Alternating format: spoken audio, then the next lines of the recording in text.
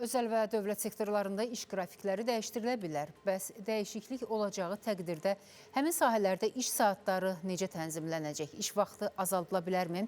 Mütəxəssislərin fərqli yanaşması var. Ətraflı əməkdaşımız Günəş Rızayeva danışacaq. Ölkədə həftəlik və günlük iş saatlarına dəyişiklik edilə bilər. Artıq bu məsələ Milli Məclisdə də müzakirəyə çıxarılıb. Təklif qəbul olunacağı təqdirdə bəs bu yenilik hansı sahələrə əhatə eləyəcək?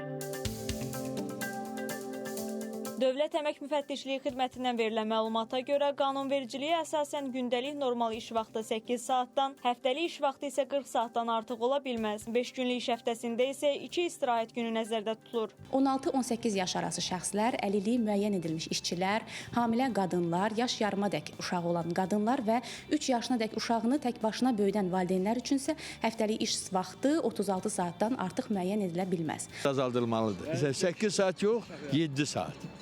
Ya 6 saat.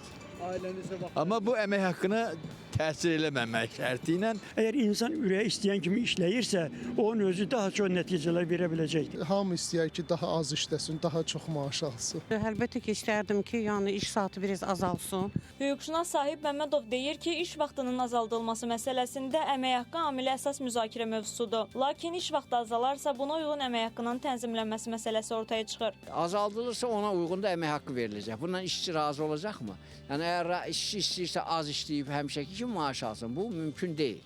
Millət vəkili Vüqar Bayramovun sözlərinə görə həftəlik və saatlıq iş qrafikinə dəyişiklik əksər sahələrdə mümkündür. Xüsusilə Bakı şəhərində dövlət və özəl sektorun müxtəlif sahələrində fərqli iş saatlarının tətbiqi nəzərdə tutulur. Xüsusən dövlət sektorunda, həm maliyyə sektorunda, həm təhsil, həm səhiyyə, eyni zamanda iqtisadiyyatın fərqli sektorlarında fərqli iş saatları tətbiq olunacaq. Əgər iş saatlarının azaldılması ilə bağlı qərar qəbul edilərsə, bu təbii ki, əmək haqqına təsir göstərməyəcək, çünki praktik olaraq əmək haqqı aylıq hesablanır. Qeyd edək ki, təklif edilən dəyişikliklərin əsas məqsədi iş və şəxsi həyat arasında balansın gücləndirilməsi, vətəndaşların rifahının artırılması və əmək məhsuldarlığının yüksəldilməsidir. Günəş Rızayeva, Bəkir Həşimov, Space Xəbər.